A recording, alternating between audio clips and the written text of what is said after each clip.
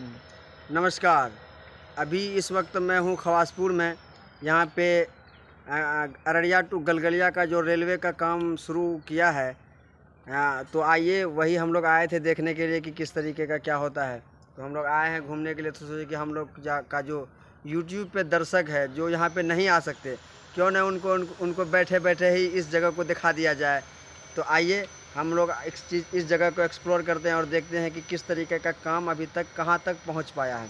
तो सबसे पहले उधर देखिए, वो जो है वो स्टेशन बन रहा है या प्लेटफॉर्म बन रहा है। देखिए कितनी मजबूती के साथ काम हो रहा है। जैसा कि आप लोग को तो मत पता ही है कि जो रेलवे का काम होता है वो कितना मजबूती के साथ और कितना स्ट्रॉन्ग होता है।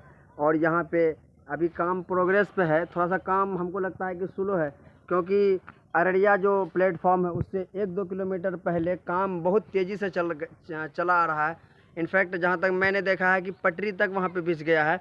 लेकिन इधर जब मैं आया देखने के लिए तो यहाँ पे अभी मिट्टी भी पूरी तरह से नहीं भर पाया है। तो लेकिन यह है कि काम चल रहा है। उधर वहाँ पे कम मिस्त्री सब मैंने देखा कि काम वहाँ पे चल रहा है। और ये जगह खवासपुर में है। यकीन मानिए कि जब Araria to Galgalia railway line बिछ जाएगा, यकीनन इस क्षेत्र का एक बड़ा विकास देखने को मिलेगा, एक अच्छा विकास देखने को मिलेगा। क्योंकि लोगों का जो आवागमन है, जो सामान का जो निर्यात और आयात है, वो हमारा एक अंतर्राज्यीय तरीके से हो पाएगा, जिससे हम ये समझ पाएंगे हमारा जो बिहार है वो उधर बंगाल तक जाएगा। फिर बंगाल से तो आप लोग जानवे करते हैं कि वहाँ पे बड़ा प्लेटफॉर्म है, वहाँ पे फिर और दूसरे राज्य जाएगा। तो हमको लगता है कि हम लोग बिहार के दूसरे जो राज्य हैं जाना सुगम होगा, माल लाना सुगम होगा, माल को भेजना सुगम होगा, है ना। तो हम इस चीज़ के लिए माननीय नरेंद्र मोदी जी और रेलवे मंत्री का शुक्रगुजार हूँ कि इस क्षेत्र में इन्होंने रेलवे लाइन बिछाने का काम किया और हम लोगों को विकास के राह पे ले जाने का काम किया। लेकिन मैं माननीय मोदी जी और जो रेलवे मंत्री है उनको मैं ये भी बताना चाहूँगा कि जो रेलवे में आए दिन दुर्घटना होता है, वो मैं चाहूँगा कि उस तरीके से यहाँ पे ना हो। एक नए सेफ्टी फीचर्स का इस्तेमाल किया जाए और चीज़ों को बतलाया जाए कि उस तरीके से यहाँ पे कोई दुर्घटना नहीं हो। तो खैर मेरे पीछे हैं जनाब नदीम भाई साहब, मैं उनका भी शुक्रगुजार हूँ। वो कैमरे के सामने नहीं आ पा रहे हैं। खैर अगले वीडियो में हम उनको सामने लाएँगे। जय हिंद, नमस्कार। जैसा कि आपको पता ही है कि जो भारत में सबसे पहले रेलवे चला था वो 16 अप्रैल 1853 को मुंबई से थाने के बीच चला था। तो तभी से शुरू हुआ। तो उस टाइम शुरू होते होते आज हम एशिया का सबसे बड़ा रेलवे नेटवर्क है अपने पास, यानी इंडिया के पास।